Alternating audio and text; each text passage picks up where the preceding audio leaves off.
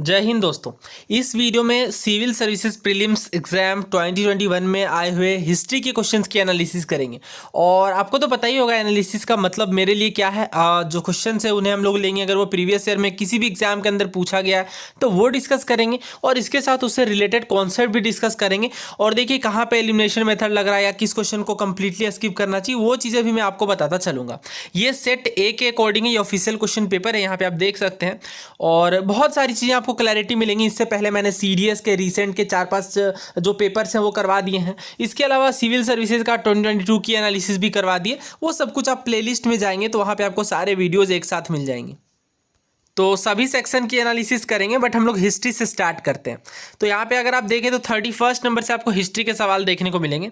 तो देखिए यहाँ पे क्या कहा जा रहा है, with reference to 64 Yogini temple situated near Morena consider the following statement. यानी मोरेना के पास स्थित 64 योगिनी मंदिर के विषय में आपको निम्नलिखित कथनों पर विचार करना है। देखिए मैं हिंदी कंप्लीटली बता दूंगा, आपको कहीं से भी दिक्कत नहीं आएगी if you are from Hindi medium.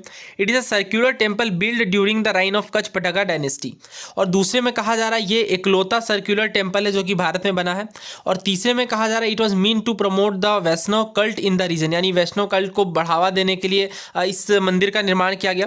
चौथे में कहा जा रहा है its design has given rise to a popular belief that it was the inspiration behind the Indian parliament building. यानी हमारे जो इंडियन पार्लियामेंट की बिल्डिंग है इसके पीछे की एक महत्वपूर्ण इंस्पिरेशन ये डिजाइन मानी जाती है। आप हिंदी में भी सवाल समझ सकते हैं। या कच्छ पतघात राजवंश के शासनकाल में निर्मित एक वृत्ताकार मंदिर है। दूसरे में कहा जा रहा है भारत में निर्मित एकमात्र वृत्ताकार मंदिर है। तीसरे में कहा जा रहा है इस मंदिर के निर्माण का उद्देश्य क्षेत्र में वैष्णव पूजा पद्धति को प्रोत्साहन देना था। और चौथे में कहा जा रहा है डिजाइन से लोकप्रिय धारणा यह बनी कि भारतीय संसद भवन के लिए प्रेरणा स्रोत था। तो देखिए ये जो फोर्थ स्टेटमेंट है इसके विषय में आपने सुना भी होगा, हमारा जो इंडियन न्यू पार्लियामेंट जो बिल्ड हो रहा था इसी के बेसिस पे ये चर्चा में आया हुआ था ये मंदिर। और यहाँ पे अगर आप ध्यान से सोचें, क्योंकि देखिए मैं हमेशा कहता हूँ एग्जाम में अगर आप कुछ भी लेकर के जाएंगे तो सबसे ज़रूरी कामनेस, ट्रैंक्विलिटी। अगर आप वहाँ से आप शांति दिमाग से अगर आप सोच पाएँ तो बहुत सारी चीज़ें ऐसे ही क्लियर हो जाती हैं। क्योंकि यहाँ पे अगर आप देखें सेकंड स्टेटमेंट को तो कहा जा रहा है ओनली सर्कुलर टेम्पल। भारत में जहाँ बहुत सारे मंदिर है अलग अलग प्रकार के अलग अलग शेप के, तो क्या आपको नहीं लगता ये कहना अतिशयोक्ति होगा कि यह भारत का इकलौता वृत्ताकार टेम्पल है, सर्कुलर टेम्पल है, राइट? तो ये गलत है। एक ऐसा बिल्कुल भी नहीं है कि केवल एक, क्योंकि देखिए अलग अलग जगह पे अलग अलग शेप के मंदिर है तो यह बता पाना कंप्लीटली डिफिकल्ट है हमारे लिए भी और एग्जामिनर के लिए भी कि हम भारत में कितने सर्कुलर टेम्पल हैं। तो अगर आप सेकंड को भी एलिमिनेट करते हैं तो इस तरह से एग्जामिनर ने इस सवाल को सेट किया है कि आपका आंसर निकल करके आ जाएगा, राइट। और फोर्थ तो हर किसी को पता था कि फोर्थ सही है, केवल अगर आप फोर्थ भी देखते तो यहाँ पे 2 ऑप्शन ऐसे ही एलिमिनेट हो जा रहे थे। तो एलिमिनेशन काफ़ी अच्छा मेथड होता है इस तरह के सवालों में पहुँचने का। तो वैसे ये क्वेश्चन करंट अफेयर से एसोसिएटेड था, इस पर बहुत ज़्यादा हम लोग बात नहीं करेंगे क्योंकि ये हमारे लिए बहुत ज़्यादा आगे रेलेवेंट नहीं है, ना ये प्रीवियस से एसोसिएटेड है। बस यहाँ पर आप सिंपली ये देख सकते हैं कि हाँ एलिमिनेशन मेथड के कारण काफ़ी आसानी से आंसर निकल के आ जा रहा है। अब इस सवाल को देख लीजिए, Which one of the following ancient town is well known for its elaborate system of water harvesting and management by building a series of dams and channelizing water into connected reservoir? तो देखिए ये अभी आपको जो UNESCO tag का दर्जा मिला था उसके बाद ये सवाल काफ़ी ज़्यादा चर्चा में आया और ये रिपीटेड PYQ है, डायरेक्ट रिपीटेशन है सीडीएस का। सीडीएस में काफ़ी पहले पूछा गया है। दोस्तों ये जो सवाल स्क्रीन में दिखाई दे रहा है ये क्वेश्चन सीडीएस 2012 का है। इस सवाल में पढ़िए आपसे कहा जा रहा है which one among the following Indus cities was known for water management. यानी निम्नलिखित में से कौन सा सैंधव शहर जो है वो वाटर मैनेजमेंट के लिए जाना जाता था। ऑप्शन है मेरे पास लोथल, मोहनजोदारो, हड़प्पा और धोलावीरा। तो ये तो आपको पता ही है, इसका आंसर धोलावीरा है। तो इस प्रश्न में भी आप साफ साफ पढ़ सकते हैं वाटर मैनेजमेंट की बात की जा रही है, डैम वगैरह बना करके और वाटर को रेजर्वोयर यानी जलाशय में चैनलाइज करके, तो इसका आंसर भी डेफिनेटली धोलावीरा है। तो इस तरह से सवाल बहुत ज़्यादा रिपीट करते हैं और मैंने आपको ऑलरेडी बता दिया है, मैं आपको एक वीडियो जल्द ही बना दूंगा और उस टाइम पर मैं आपको बता दूंगा कि किस तरीके से प्रीवियस एनालाइज करना है और कौन कौन से पेपर, क्योंकि ये सीडीएस का है तो सीडीएस के सवाल सिविल सर्विसेज में रिपीट कर रहे हैं, राइट। मैं मानता हूँ ये प्रश्न आसान है, बट अगर आप सीडीएस के प्रीवियस ईयर क्वेश्चन को कर लेंगे तो ये आपके लिए और भी ज़्यादा आसान हो जाएगा, राइट। और ये ठीक है करंट अफेयर से एसोसिएटेड था और इजी भी था डेफिनेटली, बट और एनसीईआरटी और नॉर्मल सोर्सेज में बहुत आसानी से आपको मिल जाएगा। बट एक बार प्रीवियस ईयर क्वेश्चन कर लेने के बाद और भी ज़्यादा अच्छे से क्लैरिटी मिलती है। और अगर ये टफ क्वेश्चन भी होता लेकिन सीडीएस या किसी भी एग्जाम के अंदर पूछा गया होता तो ये करना आसान होता, राइट। तो यही मैं आपको यहाँ पर सिखाना चाह रहा हूँ। देखिए इंडस वैली सिविलाइजेशन एक बहुत ही ज़्यादा महत्वपूर्ण टॉपिक है, very very important. Civil services में कॉन्स्टेंटली सवाल आते हैं घुमा फिरा करके इंडस वैली सिविलाइजेशन और वैदिक सिविलाइजेशन से। तो ये सारा मैंने कवर कर दिया। आप 6 क्लास के एनसीईआरटी 7th क्लास के एनसीईआरटी में देख सकते हैं, मैंने पूरी प्लेलिस्ट बना दी है। आप चैप्टर के नाम से भी आसानी से ढूंढ सकते हैं, आपको पूरी सीरीज देखने की जरूरत नहीं है। अगर आपको लगता है किसी पर्टिकुलर पार्ट में तो वो भी आप देख सकते हैं। हालांकि अगर आप पूरी सीरीज देख लेंगे तभी हम लोग आगे देखेंगे इसी पेपर के अंदर बहुत सारे सवाल 6-7 के एनसीईआरटी से भी पूछे जाते हैं सिविल सर्विसेज में। और इसके अतिरिक्त देखिए पीवाईक्यू सीरीज भी मैंने स्टार्ट कर रखी है और हम लोग एंशिएंट में काफ़ी सारा कवर कर चुके हैं, फिर मिडिवल में जाएंगे तो वो भी आप जरूर देखिए, क्योंकि पीवाईक्यू सीरीज में क्या है, जैसे सिंधु घाटी सभ्यता से लगभग 40-50 सवाल आए, 50 से भी ज़्यादा, राइट। और वो सारा मैंने एक साथ कंपाइल करके वीडियो लेक्चर में कवर कर दिया। तो अब इतने सारे सवाल एक साथ करने के बाद क्या होगा, कोई प्रश्न बचेगा ही नहीं, कोई टॉपिक ऐसा बचेगा ही नहीं जिसके बाद आपको लगे कि ये पर्टिकुलर पार्ट तो बुक में नहीं कवर है या किसी चीज़ में नहीं कवर है। वो सारे जो गैप्स होते हैं खास करके हिस्ट्री सेक्शन में वो सारा कवर हो जाएगा उस मॉड्यूल के बाद, उस लेक्चर सीरीज के बाद। नाउ दोस्तों अगले प्रश्न की ओर बढ़ते हैं। तो 33rd में हम लोग देखते हैं, in the first quarter of 17th century. तो यहाँ पे आपको यही ध्यान रखना है 17th सेंचुरी के फर्स्ट क्वार्टर की बात की जा रही है, यानी अगर आप इस तरीके से सोचें तो 1625 तक, राइट। और पूछा जा रहा है कौन कौन सी जो फैक्ट्रीज है इंग्लिश ईस्ट इंडिया कंपनी की वो स्थापित हो गई थी, ब्रोच, चिकाकोल, त्रिचोनपल्ली, इनमें से आपको आंसर करना है। दोस्तों ये पर्टिकुलर चीज़ अब आप स्पेक्ट्रम में देख सकते हैं, ये advent of the Europeans in India वाला चैप्टर है और ये समरी है बेसिकली। देखिए यहाँ पे 10 फैक्ट्रीज़ के बारे में बताया गया है। मसूलीपट्टनम में पहली फैक्ट्री लगाई जाती है, फिर पुलिकट में, सूरत, बिमलीपट्टनम और कराईकल, इस तरह से। और बेदरा का युद्ध फिर होता है 1759 में, जिसमें इंग्लिश डच को हरा देते हैं। इसके बाद सेटलमेंट की अगर बात करें तो देखिए कैप्टन थॉमस बेस्ट जो होते हैं वो पोर्टुगीज पर जीत प्राप्त करते हैं 1612 में, और इंग्लिश अपनी पहली फैक्ट्री खोलते हैं सूरत में, ये सबको पता है 1613 में। और इसके बाद जो सर टॉमस रो है ये परमिशन लेते हैं जहांगीर से परमिशन लेने में फाइनली कामयाब होते हैं। और फैक्ट्रीज कहाँ कहाँ पे खोली जाती है, आगरा में, अहमदाबाद में, भरूच में। कहाँ पे, आगरा, अहमदाबाद और भरूच।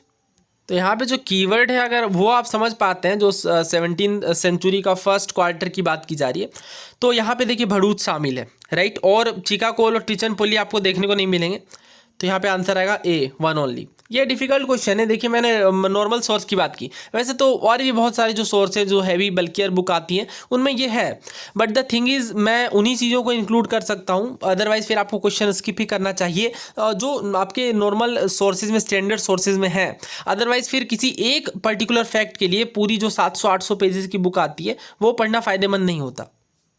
दोस्तों इस सवाल को देखिए, ये सवाल एंशिएंट इंडिया का है। From the decline of Guptas until the rise of Harshavardhana in the early 7th century which of the following kingdom were holding power in northern India. यानी गुप्ताज के डिक्लाइन से लेकर हर्षवर्धन के राइज तक, हर्षवर्धन का राइज यहाँ पे बता दिया गया specifically 7th century, early 7th century. आपसे पूछा जा रहा है कि नॉर्थ इंडिया में कौन कौन से पावर होल्डिंग किंगडम थे। ऑप्शन नहीं है, बल्कि यहाँ पे हमारे पास बहुत सारे पॉइंटर हैं। पहले में है मगध के गुप्ताज, मालवा के परमार, थानेश्वर के पुष्यभूति, कनौज के मौखारी, देवगिरी के यादव या वल्लभी के मैत्रक। यहाँ में से आपको चुनना है। दोस्तों इस सवाल के डिफ़िकल्टी लेवल और बाकी चीज़ों पर बात करने से पहले मैं आपको पूनम मैम की जो बुक आती है, पूनम दलाल की, वो मैं आपको दिखाना चाहता हूँ। ये इसका प्रीफेस है जहाँ पे चैप्टर्स के नाम होते हैं। यहाँ पे अगर आप देखें तो चैप्टर 9 में ईयरली मेडिवल इंडिया की बात की जा रही है, जब रीजनल कन्फिग्रेशन पावर में आते हैं, बेसिकली 6 से 12th सेंचुरी तक लेकर। यहाँ पे अगर आप देखें तो थानेसर के पुष्यभूति और एडमिनिस्ट्रेशन में हर्षराज के पहले यहाँ पे बताया गया मैत्रक और मौखारी के विषय में। तो यहाँ में से अगर आप मैत्रक और मौखारी को शामिल करते हो, ये देखिए मौखारी और यहाँ है मैत्रक, 4 और 6 को, तो हम देखते हैं यहाँ पे कोई ऑप्शन नहीं बचता, हमारे एक ही आंसर निकल करके आएगा, क्योंकि यहीं पे सिर्फ 4 और 6 है। दोस्तों आपने लूसेंट और अरिहंत बुक वगैरह के बारे में ज़रूर सुना होगा, बहुत फेमस बुक होती है। यहाँ पे आप देख सकते हैं Gupta in post Gupta dynasty and their founders के विषय में डिटेल में बताया गया है, और एक साइड में तो डायनेस्टी का नाम है और दूसरे साइड में फाउंडर के बारे में बताया गया। तो यहाँ पे अगर आप देखें तो ये पोस्ट गुप्ता डायनेस्टीज़ है बेसिकली। तो वातापी में देखिए ये सदर्न इंडिया वाला पार्ट हो जाएगा, कर्नाटक वाला, और यहाँ पे गंगाज ऑफ तलाकड़, और मगध के बारे में बताया गया, मगध में गुप्ताज, वनवासी में कदम्ब है, गौड़ किंगडम जो कि बंगाल रीजन में था, उसके बाद थानेश्वर के किंगडम हो गए, उसके बाद मगध मालवा, यहाँ पे देख सकते हैं आप वल्लभी, कन्नौज, कांची के विषय में बताया गया। तो यहाँ पे अगर आप सिर्फ इसे भी शामिल करें थानेश्वर के बाद वाला, जैसे वल्लभी हो गई, उसके बाद मगध हो गई, तो अगर आप यहाँ पे वल्लभी को, कन्नौज को, मगध को, सिर्फ आप अगर इनको शामिल करेंगे तो मतलब काफ़ी आसानी से आंसर डेफिनेटली निकल करके आ जाएगा। केवल 4 और 6 को भी अगर आप कंबाइन करते हैं तो यहाँ में से आपका आंसर निकल करके आ जाएगा। तो बेसिकली यहाँ पे मैं बताना ये चाह रहा हूँ कि देखिए मेडिवल इंडिया और एंशिएंट इंडिया में पहले क्वेश्चन कैसे आते थे 2016-17 से पहले, कि वो जो ओल्ड एनसीईआरटी हो गई आर एस शर्मा वाली और जो सतीश चंद्रा की जो बुक आती है उनसे सॉल्वेबल थे। अब जो टफ आते थे वो तो डेफिनेटली सॉल्वेबल नहीं थे, बट कुछ को छोड़ करके डेफिनेटली सॉल्वेबल थे। लेकिन अभी हाल के 2-3 सालों में ये पैटर्न देखने को मिला। अभी तो मैंने आपको एक सवाल दिखाया, बट 3-4 क्वेश्चन हर पेपर में ही 2-3 सालों से पिछले आपको लूसेंट या फिर अरिहंत से देखने को मिलेंगे। जैसे एग्जाम्पल अभी मैं देता हूँ, रिसेंट वाला जो पेपर हुआ 2022 वाला, यहाँ पे अगर आप देखें तो एक क्वेश्चन आया था फणम वाला, अब ये लूसेंट से था डायरेक्टली, राइट। तो अब देखिए इस तरह के जो क्वेश्चन आएंगे, या अभी ये वाला जो क्वेश्चन है ये लूसेंट और बाकी चीज़ों से ज़्यादा इजीली सॉल्वेबल है। वैसे तो यहाँ पे अगर आप लॉजिक भी अप्लाई करें तो आपको पता होगा, आपने सुना होगा कि अलाउद्दीन खिलजी देवगिरी वगैरह में अटैक करता है, जो कि 12th सेंचुरी के बाद की बात होगी, राइट। तो यहाँ पे अगर आप 5th को एलिमिनेट भी करेंगे तो इस तरह से आपके 2 ऑप्शन चले जाएंगे, फिर 2 बचेगा, 2 में भी आप काफ़ी आसानी से सोच लेंगे, हाँ मैत्रक तो डेफिनेटली होगा ही, या फिर यहाँ में से अगर आप देखें तो ऑफकोर्स कन्नौज वगैरह शामिल होंगी, तो इनसे भी आप काफ़ी आसानी से निकाल सकते हैं। बट मैं बताना ये चाह रहा हूँ, वैसे ये क्वेश्चन वही आपका इजी टू मॉडरेट लेवल का है, लेकिन यहाँ पे अगर आप लूसेंट या फिर अरिहंत को भी फॉलो करेंगे 20-30 पेजेस केवल एंशिएंट और मेडिवल के लिए, तो काफ़ी अच्छा आउटपुट निकल करके आएगा। अगले सवाल की ओर बढ़ते हैं। पोर्टुगीज लेखक नूनीज के अनुसार जो कि विजयनगर एम्पायर की जो महिलाएं वो किन फील्ड्स में किन एरियाज़ में एक्सपर्ट थी, ये आपको बताना है। तो देखिए जो यात्री हैं उनसे कॉन्स्टेंटली सवाल पूछे जाते हैं सिविल सर्विसेज में, मतलब 2016 के बाद, वैसे पहले भी पूछे गए बट कॉन्स्टेंटली हर साल, शायद ही कोई साल स्किप हो जब आपके जो यात्री आते हैं उनसे सवाल ना पूछा गया हो। जैसे अगर आप पहले देखें तो जीन बैप्टिस्ट टेवर्नियर पर सवाल पूछा गया है, दारा सिको के जो फिजिशियन बन के आए थे उनके बारे में सवाल पूछा गया। तो मैंने सारा कवर कर दिया ऑलरेडी। आप प्लेलिस्ट में जाएंगे, हिस्ट्री की आपको सेक्शन मिलेगी, हिस्ट्री की प्लेलिस्ट, वहाँ पे आप जा करके देख सकते हैं। वहाँ पे मैंने सारा ट्रेवलर कवर कर दिया है और सारे यूपीएससी के द्वारा 50 से भी ज़्यादा सवाल पूछे गए, वो सब कुछ कवर कर दिया है। अब देखिए लेकिन वो चीज़ यहाँ पे आपको, ये क्वेश्चन अगर आप देखें तो ये बहुत ज़्यादा टफ नेचर का लगता है, क्योंकि आपको बताना है कि वुमेन किन एरियाज़ में थी। किसी भी बुक में आपको इस तरह के सवाल देखने को डायरेक्टली नहीं मिलेंगे, रेसलिंग, एस्ट्रोलॉजी, अकाउंटिंग, सूटसिंग। लेकिन यहाँ पे अगर आप अगेन शांति दिमाग से अगर आप सोचें लॉजिक अप्लाई करके कि क्या किसी यात्री के लिए ये बता पाना पॉसिबल होगा कि किसी पर्टिकुलर पर्सन या किसी पर्टिकुलर महिला के द्वारा कौन से फील्ड में एक्सपर्टीज़ नहीं हासिल की गई होगी, ये बता पाना काफ़ी डिफिकल्ट होता है, राइट। तो यही है, फिर हमारा चारों आंसर निकल करके आएगा। इस तरह से अगर आप थोड़ा रिस्क लें यहाँ पे तो आंसर निकल करके आ जाते हैं, क्योंकि बता पाना कि किस फील्ड में एक्सपर्टीज़ नहीं है ये संभव है एक तरह से। आई नो जब हम लोग पोस्ट एग्जाम एनालिसिस करेंगे तो चीज़ें आसान हो जाती हैं, एग्जाम में काफ़ी टफ है डेफिनेटली, बट अगेन वही बात है ना, फिर निकल करके आती है कि अगर आप यहाँ पे इस तरह के क्वेश्चन स्किप करने की बजाय, क्योंकि इस तरह के क्वेश्चन में अगर आप थोड़ा रिस्क लेना चाहें तो ले सकते हैं। और वैसे भी मल्टी स्टेटमेंट वाले और सवाल जो होते हैं वो ज़्यादा सही होने के चांसेस होते हैं रादर देन सिंगल स्टेटमेंट वाले, जो कि एकदम एग्जैक्ट फैक्चुअल होते हैं।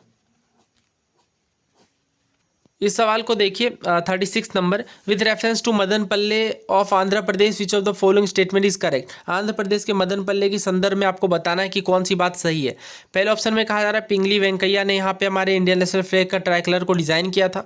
दूसरे में कहा जा रहा है कि आंध्र रीजन में क्विट इंडिया मूवमेंट को पट्टाभी सीतारामैया के द्वारा इसी जगह से लीड किया गया था। दूसरे में कहा जा रहा है रविन्द्रनाथ टैगोर ने नेशनल एंथम को बंगाली से अंग्रेजी में यहाँ पे अनुवाद किया था। तीसरे में कहा जा रहा है मैडम ब्लावस्की और कर्नल अल्कोट ने थियोसॉफिकल सोसाइटी के हेडक्वार्टर को स्थापित किया था। तो देखिए अब ये क्वेश्चन टफ है, डेफिनेटली टफ है। हालांकि कुछ लोग कह रहे हैं कि 7th क्लास की जो बुक आती है, अब देखिए ये 6th क्लास की जो एनसीईआरटी की बुक आती है पॉलिटी की, यहाँ पे आप देख सकते हैं डाइवर्सिटी के विषय में बात की गई है, नेशनल एंथम ऑफ इंडिया के बारे में बताया गया, उसके बाद अनुवाद भी किया गया नेशनल एंथम ऑफ इंडिया का। और यहाँ पे अगर आप नोट में पढ़ें, जनगण मन was translated by Gurudev Rabindranath Tagore from Bengali to English in February 1919 at Madanapalle in the district of Chittoor, definitely Andhra Pradesh में। तो ये अब ये पर्टिकुलर बात देखिए यहाँ पे है, और ये अगर आपने पढ़ी होगी, अगर आपने बहुत अच्छे से इन चीज़ों को नोट डाउन, हालांकि ये चीज़ें याद रखना तो डिफिकल्ट है क्योंकि चैप्टर वाले बहुत बार रिवीजन भी आप कर सकते हैं, बट इस तरह की चीज़ें, इस तरह का एक पर्टिकुलर छोटा फैक्ट अगर याद रख पाए तो वेल एंड गुड। अदरवाइज तो फिर कुछ लोग बोलेंगे कि न्यूज़ वगैरह में भी कवर्ड था, बट इस तरह के माइन्यूट फैक्ट को याद रख पाना काफ़ी डिफिकल्ट होता है रियल एग्जाम में। तो इसका आंसर तो निकल करके आ ही गया है सामने, ऑप्शन सी यहाँ पे करेक्ट है। नेक्स्ट क्वेश्चन देखिए, आपको पेयर्स दिए गए हैं, उसके बेसिस पे आंसर करना है। हिस्टोरिकल प्लेस है एक साइड में, दूसरे साइड में किस वजह से ये फेमस है। पहले में बुर्जा होम है, दूसरा में चंद्रकेतुगढ़, तीसरे में गणेश्वर है। अब इस क्वेश्चन की अगर मैं बात करूँ तो देखिए जो ओल्ड वाली आपकी एनसीईआरटी आती है RS शर्मा की एंशिएंट के लिए, तो यहाँ पे ये पर्टिकुलर बुर्जा होम आपको ओल्ड एनसीईआरटी में और 6 क्लास की एनसीईआरटी अगर आपने मेरी वीडियो सीरीज़ देखी हो तो अभी तक आपको याद भी आ गया होगा कि हाँ बुर्जा होम की हमने बात की थी और ये सवाल भी हमने लिया था उस टाइम पे डेफिनेटली। तो ये पर्टिकुलर चीज़ आपकी 6 क्लास की एनसीईआरटी से कवर हो जाएगी। इनफैक्ट ये भी गणेश्वर भी है बट वही है मैप के अंदर है। तो हालांकि एक स्टेटमेंट भी अगर आपका 6-7 के एनसीईआरटी से निकल करके आ रहा है तो ये काफ़ी आपके लिए एज होगा, खास करके इस तरह के डिफ़िकल्ट सवालों में। तो हमने बात की थी जो बुर्जा होम है वो एक नियोलिथिक साइट है और काफ़ी फेमस ये है, काफ़ी फेमस। चिरांद हो गया, बुर्जा होम हो गया, ये सब जो अलग अलग साइट्स हैं जो अलग अलग टाइम पीरियड में देखने को मिलते हैं, ये काफ़ी ज़्यादा इंपॉर्टेंट होते हैं। तो बुर्जा होम की हमने बात की। अब देखिए नियोलिथिक साइट काफ़ी हज़ारों साल पहले, इनफैक्ट अगर आप देखें तो 10 to 12,000 ईयर्स BCE में अगर हम लोग जाएंगे तो फिर देखने को मिलेगा। लेकिन रॉक कट श्राइन इंडिया में, तो रॉक कट श्राइन अगर आप देखें तो 3rd सेंचुरी BCE से इनफैक्ट देखने को मिलेंगे, राइट। और सबसे oldest rock cut shrine India में आपको 12 बार केव्स देखने को मिलेगा। अब ये पर्टिकुलर चीज़ मैं क्यों बता रहा हूँ, क्योंकि ये ऑलरेडी पूछा गया सिविल सर्विसेज में कि कौन सा ओल्डेस्ट रॉक कट श्राइन है इंडिया में। दोस्तों मैंने एक सवाल लिया है यहाँ पे UP PSC का है, यानी उत्तर प्रदेश का। यहाँ पे देखिए 12 बार हिल केव्स के बारे में कौन सी बात सही नहीं है ये आपको बतानी है। पहले में कहा जा रहा है ये all 4 caves on the 12 bar hills, यानी ये 4 केव्स देखने को मिलते हैं 12 बार की हिल में। और दूसरे में कहा जा रहा है कि अशोक के इंस्क्रिप्शन देखने को मिलते हैं इन 3 केव्स के वॉल्स में। तीसरे स्टेटमेंट में कहा जा रहा है ये जो इंस्क्रिप्शन है ये हमें about the dedication of this cave to the Ajivika, यानी आजीविका को ये केव्स सौंपे गए हैं, ये आपको बताता है इंस्क्रिप्शन।